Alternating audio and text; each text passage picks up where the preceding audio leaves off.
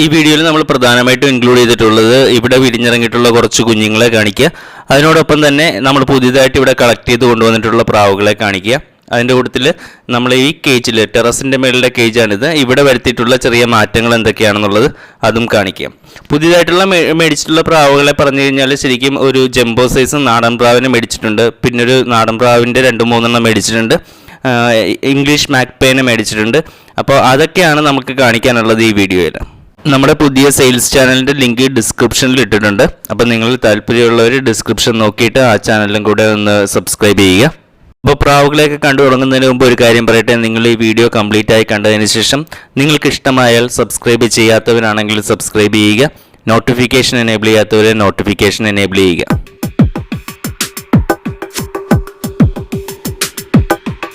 അപ്പോൾ ഇവരെക്കാൾ ചെറുതും ഇവരെക്കാൾ വലുതുമായിട്ടുള്ള കുറച്ചധികം കുഞ്ഞുങ്ങളും കൂടെ ഉണ്ട്. അവരെയൊക്കെ വലിയ പ്രാവുകളെയൊക്കെ നമുക്ക് കുറച്ച് കാണിക്കാൻ നോക്കാം. ബാക്കി ചെറുതായിട്ടുള്ളതിനെ നമുക്ക് ആ വരുന്ന എപ്പിസോഡുകളിൽ കാണിക്കാം. ജംബോ സൈസ് നാടൻ പ്രാവുകളെ കണ്ട് നമുക്ക് തുടങ്ങാം. ഇന്നത്തെ വീഡിയോയുടെ ഏറ്റവും ഹൈലൈറ്റ് ആയിട്ടുള്ളത് ഇവർ തന്നെയാണ്. രണ്ടും കുഞ്ഞുങ്ങളാണ്, അത്യാവശ്യം നല്ല സൈസുള്ള പ്രാവുകളാണ്. അതാണ് ഇതിൻ്റെ ഒരു പ്രത്യേകത.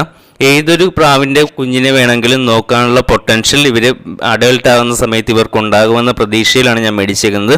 കുറേയധികം കാലം ചോദിച്ചതിന് ശേഷം, ഏകദേശം 1 കൊല്ലത്തോളം നമ്മൾ പുറകെ നടന്ന് ചോദിച്ചതിന് ശേഷമാണ് നമുക്ക് ഇതിൻ്റെ കുട്ടികളെ കിട്ടിയത്. ഇതിൻ്റെ പാരൻസിന് ഇറങ്ങുന്ന കുട്ടികളെ ചോദിച്ചിട്ട് ഏകദേശം 1 കൊല്ലത്തിന് ശേഷമാണ് നമുക്ക് ഈ കുഞ്ഞുങ്ങളെ കിട്ടിയത്. നല്ല റേറ്റ് കൊടുത്ത് മേടിച്ച പ്രാവുകളാണ്. കാണാൻ വലിയ ഭംഗിയൊന്നും തോന്നിയില്ല എങ്കിൽ പോലും നല്ല റേറ്റ് കൊടുത്ത് മേടിച്ചിട്ടുള്ള നല്ല സൈസുള്ള, ഞാൻ വളരെ ഹാപ്പി ആയിട്ടുള്ള ബേർഡാണ്. ഇതിന് മെയിലും ഫീമെയിലും ഒന്നും കൺഫേം അല്ല. നമുക്ക് റൈറ്റ് സൈഡിൽ നിൽക്കുന്ന ബേർഡ് 0 കള്ളിയാണ്, മറ്റേതൊരു 4 കള്ളിയുമായിട്ടുണ്ട്. അപ്പോൾ അത്രേ ആയിട്ടുള്ളൂ. അതുകൊണ്ട് തന്നെ നമുക്ക് മെയിലും ഫീമെയിലും പറയാൻ പറ്റില്ല എങ്കിൽ പോലും എനിക്ക് തോന്നിയേക്കുന്ന വെച്ചിട്ട് ലെഫ്റ്റ് സൈഡിൽ നിൽക്കുന്ന 4 കള്ളിയുള്ള പ്രാവ് അത് ഫീമെയിൽ ആയിരിക്കാനായിരിക്കും ചാൻസ്. അതുപോലെ റൈറ്റ് സൈഡിൽ നിൽക്കുന്ന ബേർഡ് അത് മിക്കവാറും മെയിലായിരിക്കാനാണ് ചാൻസ്. ഇപ്പം നമ്മൾ കൂട്ടിലിട്ടേക്കുന്നതിൻ്റെ ഒരു അസ്വസ്ഥത ഇവർക്കുണ്ട്. ഇവർ കുറച്ച് ആക്റ്റീവ് ആകാൻ ഒരു ബുദ്ധിമുട്ടൊക്കെ കാണിക്കുന്നുണ്ട്. ഇവരുടെ ബാക്കി വിശേഷം നമുക്ക് ഈ വീഡിയോയുടെ അവസാന ഭാഗങ്ങളിൽ കാണാം. ഈ കാണുന്ന തലയിൽ വെള്ളയുള്ള ബ്ലാക്ക് കളറിലുള്ള ചിറകിൽ വൈറ്റുള്ള ബേർഡിനെ കാണാമല്ലോ. ഇതൊരു ഫീമെയിൽ ബേർഡാണ്, നാടൻ ബേർഡാണ്. നമ്മൾ 250 രൂപ കൊടുത്ത് കിട്ടിയ ഒരു ബേർഡാണ്. ശരിക്കും സാധാരണ നാടൻ പ്രാവുകളെ മേടിക്കാവുന്ന ഒരു റേറ്റിൽ കിട്ടിയേക്കുന്ന ഒരു ബേർഡാണ്. സാധാരണഗതിയിൽ നമ്മളിവിടെ മേടിച്ചിട്ടുള്ള ഒട്ടുമിക്ക ബേർഡ്സിനും ഇതിൽ കൂടുതൽ റേറ്റ് വരാറുണ്ട്. ഇതിനെയാണ് നമ്മളിവിടെ ഏറ്റവും വില കുറഞ്ഞ് മേടിച്ചിട്ടുള്ളത്. 250 രൂപയ്ക്ക് നമുക്ക് കിട്ടിയ നാടൻ ഫീമെയിലാണിത്. ഫീമെയിൽ ആയിരിക്കുന്നതാണ് നമ്മളിതിൻ്റെ ഹൈലൈറ്റ്. എൻ്റെ അടുത്ത് കുറച്ച് മെയിൽ കൂടുതലാണ്, അതുകൊണ്ട് നമുക്ക് ഫീമെയിലിന് ആവശ്യമുള്ളത് കൊണ്ടും 250 രൂപയ്ക്ക് നമുക്ക് കിട്ടുന്നത് കൊണ്ടുമാണ് ആ ബേർഡിനെ മേടിച്ചത്. നല്ല ഫീമെയിലാണ്, പെട്ടെന്ന് തന്നെ പെയറാകാൻ ഒരു ബുദ്ധിമുട്ടും ഉണ്ടാകില്ല എന്ന് നമുക്ക് കണ്ടപ്പോൾ തോന്നി, അങ്ങനെ മേടിച്ചാണ്. പക്ഷേ ഇവിടുത്തെ വന്നിട്ടുള്ള പ്രശ്നം എന്താണെന്ന് വെച്ചാൽ ലെഫ്റ്റ് സൈഡിൽ കാണുന്ന ഈ ചാര ബേർഡിനുമായിട്ടാണ്, ചാര കളറിലുള്ള ഇവിടെ വന്നു കയറിയിട്ടുള്ള ബേർഡുമായിട്ടാണ് അത് പെയറായിട്ടുള്ളത്. അപ്പോൾ ഇതുപോലത്തെ ഒരു ബേർഡ് നമുക്ക് ഫോസ്റ്റർ പാരൻ്റായിട്ട് തന്നെ ഉപയോഗിക്കാനാണ്. ഈ ഫോസ്റ്റർ പാരൻ്റായിട്ട് ഇവരെ ഉപയോഗിക്കുമ്പോൾ ഒരിക്കലും മെയിൻ പ്രാവുകളുടെ എഗ്ഗ് നമ്മൾ ഒരിക്കലും ഇവർക്ക് വെച്ച് കൊടുക്കത്തില്ല. മെയിൻ പ്രാവുകളുടെ എഗ്ഗ് വെച്ച് കൊടുക്കുന്ന പ്രാവുകളുടെ എഗ്ഗ് വിരിയിക്കാൻ വേണ്ടി നമുക്ക് ഇവരെ ഉപയോഗിക്കാം. അതായത് നമ്മൾ മുട്ട മാറ്റിവെക്കാൻ ഉപയോഗിക്കുന്ന പ്രാവുകളുടെ എഗ്ഗ് വിരിയിക്കാൻ വേണ്ടിയാണ് നമ്മൾ ഇവരെ ഉപയോഗിക്കുന്നത്. അടുത്തായിട്ട് 2 നാടൻ പ്രാവുകളെ കൂടെ കാണാം. ഇതിൽ 2 ഒരു പ്യൂർ വൈറ്റ് ആയിട്ടുള്ള ബേർഡ്, അതൊരു ക്രോസ് ആണ്. അതുപോലെ തന്നെ റൈറ്റ് സൈഡിൽ നിൽക്കുന്നത് മെയിൽ ബേർഡ്, ഒരു പുള്ളിയായിട്ടുള്ള ബേർഡ്. രണ്ടും കാണാൻ രസമാണ്. അത് ശരിക്കും പറഞ്ഞാൽ റൈറ്റ് സൈഡിൽ നിൽക്കുന്ന മെയിൽ ബേർഡാണ് കുറച്ചുകൂടെ ഭംഗിയുള്ളത്. അതിൻ്റെ നിപ്പൊക്കെ ഒരു പ്രത്യേക രീതിയിലുള്ള നിപ്പാണ്. അതിന് നമുക്ക് വളരെ ലോ റേറ്റിൽ കിട്ടിയതാണ്. ഒരു ഫ്രണ്ട് തന്നതാണ്. ഏകദേശം ഫ്രീ ആയിട്ടുള്ള റേറ്റ്, അല്ലെങ്കിൽ 200 രൂപയ്ക്ക് നമുക്ക് ഒരു ഫ്രണ്ട് തന്ന ബേർഡാണ് ആ നാടൻ വൈറ്റ് കളറിലുള്ളത്. അതിന് നമ്മളിപ്പോൾ തൽക്കാലം സെല്ല് ചെയ്യാൻ ഉദ്ദേശിച്ചിട്ടുള്ള ബേർഡല്ല. അതിന് നമ്മളിവിടെ ഫോസ്റ്ററായിട്ട് ഉപയോഗിക്കാൻ വേണ്ടി കുറച്ചുകൂടെ ഹെൽത്തി ആക്കി എടുത്തിട്ട് ഇവിടെ ഫോസ്റ്ററായിട്ട് ഉപയോഗിക്കാൻ വേണ്ടിയാണ്. ലെഫ്റ്റ് സൈഡിൽ നിൽക്കുന്ന ബേർഡ് ഒരു നാടൻ്റെ ക്രോസ് എന്തെങ്കിലും ആയിരിക്കും. ഒരു ക്രസ്റ്റ് ഉണ്ട്, ചെറിയ രീതിയിൽ ഹാഫ് ബൂട്ടുണ്ട് എന്നുള്ളതാണ് അതിൻ്റെ ഒരു പ്രത്യേകത ഉള്ളത്. അതുകൊണ്ട് തന്നെ അത് ഫീമെയിൽ ബേർഡും കൂടെ ആയതുകൊണ്ട് നമ്മളെടുക്കുന്ന നല്ല രീതിയിൽ, അതും വേറൊരു ഫ്രണ്ടിൻ്റെ അടുക്കുന്ന മേടിച്ചാണ്. അത് 500 രൂപയ്ക്ക് മേടിച്ച ബേർഡാണ്.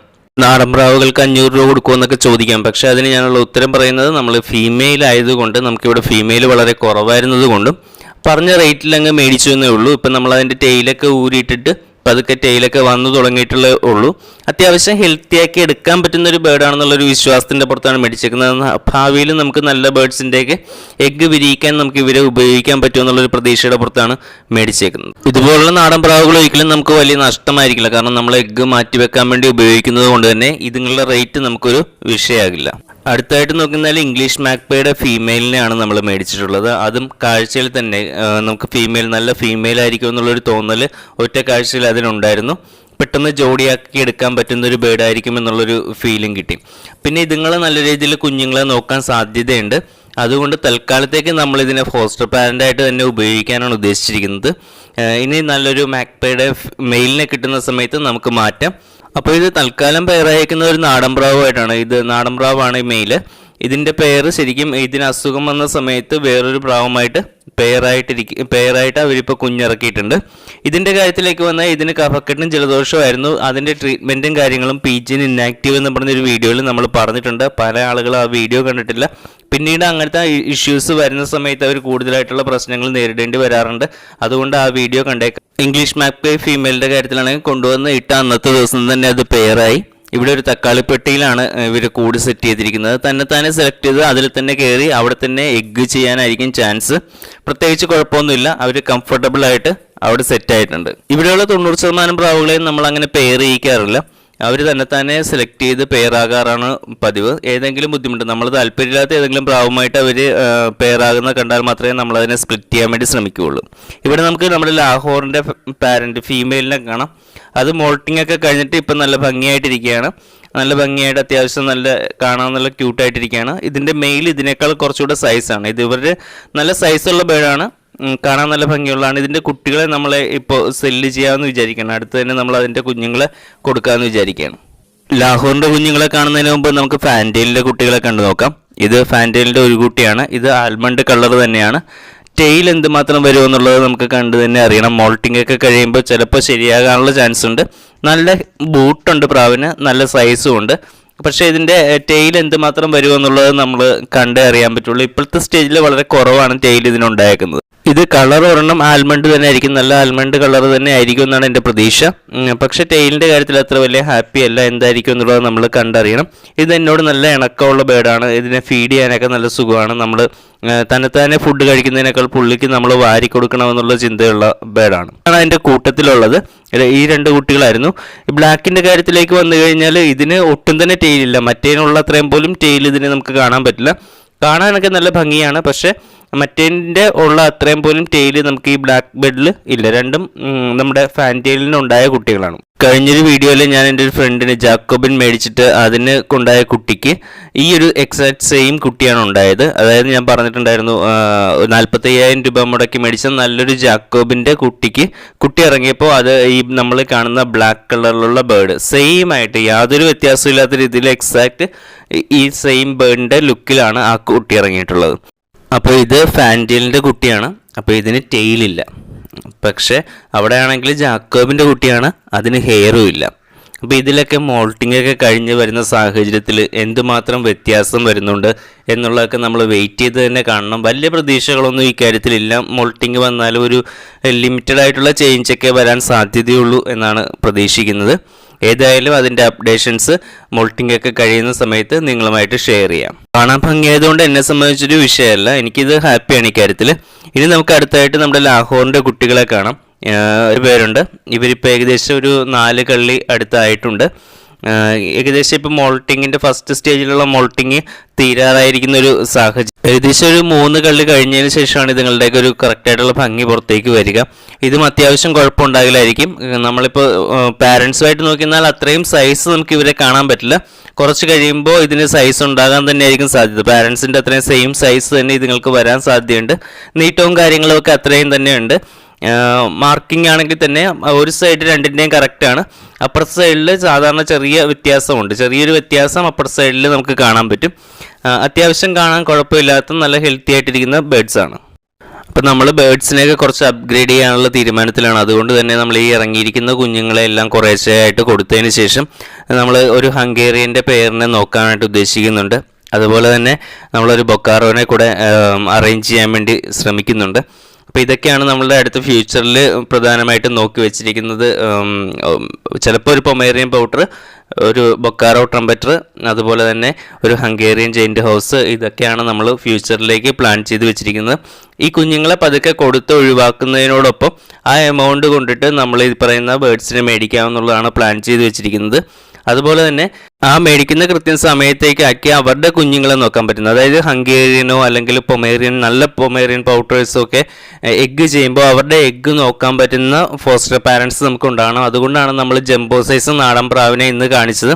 അവരെപ്പോലുള്ള പ്രാവുകളെ ആദ്യം നമ്മൾ മേടിക്കുന്നു. അവരിവിടെ സെറ്റായിട്ട് എഗ്ഗിങ്ങിന് ഏകദേശം തയ്യാറാകുന്ന സമയത്ത് ആ ഒരു ടൈം ഒപ്പിച്ച് തന്നെ നമുക്കിവിടെ ഹംഗേറിയനെയും അതുപോലെ തന്നെ ട്രംപറ്ററിനെയും മേടിക്കാമെന്നാണ് വിചാരിക്കുന്നത്.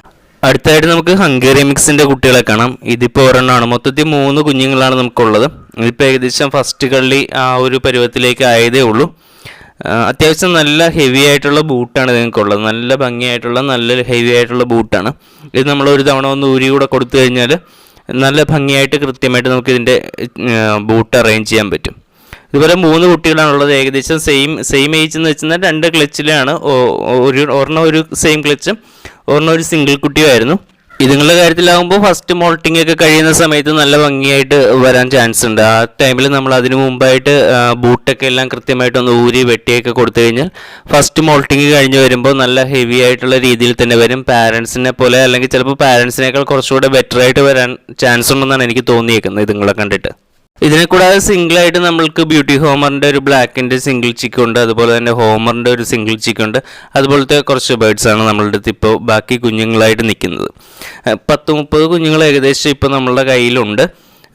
ബാക്കി ഇനി നമ്മൾ ഫോസ്റ്റർ പാരൻസിനെ സെലക്ട് ചെയ്യുന്നതിനെ കുറിച്ചിട്ട് സംസാരിച്ചു കഴിഞ്ഞാൽ, ഫോസ്റ്റർ പാരൻസിനെ സെലക്ട് ചെയ്യുന്ന സമയത്ത് നമ്മളെപ്പോഴും നമ്മളുടെ മെയിൻ പ്രാവിൻ്റെ ഈക്വലൻ്റ് ആയിട്ടുള്ള ഹെൽത്തുള്ള പ്രാവിനെ ആയിരിക്കണം സെലക്ട് ചെയ്യുന്നത്.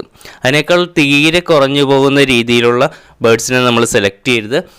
പിന്നെ അതിൻ്റെ ചുണ്ടിൻ്റെ പ്രത്യേകത, ചുണ്ടും ഏകദേശം ഈക്വലൻ്റ് ആയിട്ടുള്ള ഈക്വൽ ചുണ്ടിൻ്റെ പൊസിഷൻ ആയിരിക്കണം. ഇപ്പോൾ നമ്മൾ ബ്യൂട്ടി ഹോമറിൻ്റെ ഒരു നാടൻ പ്രാവുമായിട്ട് ഫീഡ് ചെയ്യിക്കാൻ നോക്കിയാലൊക്കെ ബുദ്ധിമുട്ടായിരിക്കും. അപ്പോൾ അതിന് ഏകദേശം സൈസ് കൊണ്ട് ഈക്വൽ ആയിരിക്കണം. അതിൻ്റെ ഒരു ചുണ്ടും കാര്യങ്ങളുമൊക്കെ ഈക്വൽ ആയിരിക്കുന്ന രീതിയിലുള്ളത് വേണം നമ്മൾ സെലക്ട് ചെയ്യാൻ. ഇപ്പോൾ ഇത് നമ്മൾ ഈ ജംബോ സൈസ് നമ്മൾ നാടൻ പ്രാവിനെ എടുത്തു കഴിഞ്ഞാൽ ഇതിന് നമ്മൾ ഉദ്ദേശിക്കുന്ന ഒരു ഹംഗേറിയൻ പോലത്തെ ബേഡ്സിനൊക്കെ ആണെങ്കിൽ സാധാരണ നാടൻ പ്രാവുകൾക്ക് നമുക്ക് ഒരു എഗ്ഗ് വെച്ച് കൊടുത്താൽ പോലും അവർക്ക് ബുദ്ധിമുട്ടായിരിക്കും നോക്കാൻ. ഇവരെപ്പോൾ ഏകദേശം ഈക്വലൻ്റ് സൈസ് ഹംഗേറിയൻ്റെ ഒരു ഏകദേശം സൈസൊക്കെ ഒത്തുവരുന്ന ഒരു ബേഡ് എന്ന രീതിയിൽ നമുക്ക് 2 എഗ്ഗും ചിലപ്പോൾ ഇവർക്ക് നമുക്ക് യൂസ് ചെയ്യാൻ പറ്റുമായിരിക്കും. അത്രയും സൈസ് ഉള്ളതുകൊണ്ട് ചിലപ്പോൾ നമുക്കിതിനെ യൂസ് ചെയ്യാൻ പറ്റുമായിരിക്കും. ഇപ്പോൾ ടെറസിൻ്റെ മേളിലെ ലോഫ്റ്റിൽ ആകെപ്പാടെ ഒരു പേര് മാത്രമേ എഗ്ഗ് ചെയ്തിരിക്കുന്നുള്ളൂ. അത് ഓസ്ട്രേലിയനും ബൊക്കാറോ മിക്സിനും ഉണ്ടായ കുട്ടി നമ്മളിവിടെ ഒരെണ്ണം നിർത്തിയിരുന്നല്ലോ, അത് ഒരു പെയറുമായിട്ട്, അതായത് ഇത് ഒരു ബേഡുമായിട്ട് പെയറായിട്ട് അവരാണ് എഗ്ഗ് ചെയ്തിട്ടുള്ളത്. ഇവരുടെ ഇത് ഫസ്റ്റ് എഗ്ഗിങ് ആണ്. നമുക്ക് നോക്കാം എങ്ങനെയായിരിക്കും കുട്ടികൾ വരുന്നതെന്ന് നോക്കാം. അതുകൊണ്ട് തന്നെ ഈ ഒരെണ്ണം നമുക്ക് ഏതായാലും ഹാച്ച് ആകട്ടെ എന്നാണ് വിചാരിച്ചിരിക്കുന്നത്. നമ്മുടെ താഴത്തെ ലോഫ്റ്റിലേക്ക് നോക്കിയാലും അവിടെ ആകെ ഒരു പേര് മാത്രമേ ഇപ്പോൾ എഗ്ഗ് ചെയ്തിരിക്കുന്നുള്ളൂ. ബാക്കി നമ്മുടെ മെയിനായിട്ടുള്ള എല്ലാ പ്രാവുകൾക്കും റെസ്റ്റ് കൊടുത്തിരിക്കുന്ന ഒരു സമയമാണ്. കുറച്ച് ദിവസത്തേക്ക് റെസ്റ്റ് കൊടുത്തിട്ട് എല്ലാവരെയും കൂടെ ഒരു ടൈമിൽ തന്നെ ബ്രീഡ് ചെയ്യിക്കാമെന്നാണ് വിചാരിക്കുന്നത്. അത്യാവശ്യം എല്ലാവർക്കും ബ്രേക്ക് കിട്ടി ഒരു റെസ്റ്റൊക്കെ കിട്ടിയതിന് ശേഷമായിരിക്കും ബ്രീഡ് ചെയ്യിക്കുക. മുകളിലെ ലോഫ്റ്റിൽ നമ്മൾ പ്രധാനമായിട്ട് വരുത്തിയേക്കുന്ന മാറ്റം ഇവിടെ ഇപ്പം 4 തക്കാളി പെട്ടികൾ വെച്ചിട്ട് കൂടുണ്ടാക്കി വെച്ചിട്ടുണ്ട് എന്നുള്ളതാണ്. 2 എണ്ണം വെറുതെ ചുമ്മാ കെട്ടിവെച്ചിട്ടേ ഉള്ളൂ. അത്രയൊക്കെ മതി, ഒരു ബ്രീഡിംഗ് സെറ്റപ്പ് ഉണ്ടാക്കാനായിട്ട് നമുക്ക് അത്രയൊക്കെ മതി. ഇതിൽ ആദ്യത്തെ കൂട് നമ്മൾ ഇന്നത്തെ ഇംഗ്ലീഷ് മാക്പിയും നാടൻ പ്രാവുമായിട്ട് ഓക്യുപ്പൈ ചെയ്തതാണ്. ഇവിടെ രണ്ടാമത്തെ കൂട്ടിൽ കുഞ്ഞ് വിരിഞ്ഞിരിക്കുന്നതാണ്. അത് ഓസ്ട്രേലിയനും അതുപോലെ തന്നെ നമ്മുടെ നാടൻ പ്രാവുമായിട്ടാണ് കുഞ്ഞിനെ വിരിയിച്ചിട്ടുണ്ട്. അതുപോലെ തന്നെ ബാക്കി 2 കൂടും പതുക്കെ ഓരോരുത്തർ സെറ്റാക്കിക്കോളും. നമ്മൾ പ്രത്യേകിച്ചൊന്നും ഇതിനൊന്നും ചെയ്തു കൊടുക്കണ്ട. ഒരു കൂട് ഇന്നാൾക്ക് എന്ന രീതിയിൽ നമ്മൾ അറേഞ്ച് ചെയ്യേണ്ടിയൊന്നും വരുന്നില്ല. അവർക്ക് ഇഷ്ടമുള്ള കൂട്ടിൽ സെലക്ട് ചെയ്ത് അവർക്ക് അതിൽ കയറാം. ഒരു പ്രാവ് ഏതെങ്കിലും ഒരു കൂട്ടിൽ സെറ്റായെന്നാൽ അതിൻ്റെ തൊട്ടടുത്ത കേജിൽ കയറിയിട്ട് ചെറിയ ഡിസ്റ്റർബൻസ് ഒക്കെ ആദ്യത്തെ സ്റ്റേജിൽ ഉണ്ടാക്കാൻ ഒരു സാധ്യതയുണ്ട്. പക്ഷേ അത് കുറച്ച് ദിവസങ്ങൾ കഴിയുമ്പോൾ ആ കൂട് അവർ എഗ്ഗിങ് ഒക്കെ കഴിയുമ്പോൾ തന്നെ പിന്നീട് മറ്റേ കേജിലേക്ക് കയറാതെ ആയിക്കോളും. അതുകൊണ്ട് തന്നെ നമുക്ക് ഇതുപോലെ അടുപ്പിച്ചടുപ്പിച്ച് കേജ് വെക്കുന്നതുകൊണ്ട് പ്രത്യേകിച്ച് കുഴപ്പമൊന്നും ഉണ്ടാവില്ല.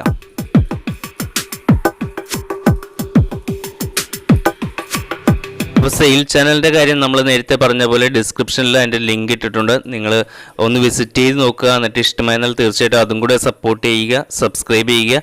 2 ചാനലിൻ്റെയും നോട്ടിഫിക്കേഷൻ എനേബിൾ ചെയ്യാനായിട്ട് മറക്കാതിരിക്കുക. ഇനി നമുക്ക് ആ ഇംഗ്ലീഷ് മാക്പയെ കൊണ്ടുവന്ന് ലോഫ്റ്റിലേക്ക് ഇട്ടിട്ട് ഒരു അരമണിക്കൂറിന് ശേഷമുള്ള ഇവരുടെ അറേഞ്ച്മെൻറ്റ്സും കാര്യങ്ങളും എങ്ങനെയൊക്കെയാണെന്ന് നോക്കാം. ഇവരെങ്ങനെയാണ് പെയർ ആകുന്നതെന്നുള്ളത് നമുക്ക് കണ്ടു നോക്കാം. ജസ്റ്റ് ഈ പ്രാവിനെ 2നെയും കൂടെ വെറുതെ ഇട്ടത്, 2നെയും എന്നല്ല എല്ലാ പ്രാവുകളെയും തുറന്നിട്ടേക്കുന്ന കൂട്ടത്തിൽ വെറുതെ വിട്ടുകൊടുക്കുകയായിരുന്നു. അപ്പോൾ ഓരോരുത്തർക്കും അവരവരുടേതായ റൈറ്റ് ഉണ്ട് ഏത് പാർട്ണറിനെ സെലക്ട് ചെയ്യണമെന്നുള്ളത്. അതിന് നമുക്ക് ആ ഒരു ഫ്രീഡം കൊടുത്ത് വിട്ടിരിക്കുകയാണ്. നമുക്ക് കണ്ടു നോക്കാം ഇവരെങ്ങനെയാണ് പെയർ ആകുന്നതെന്ന്.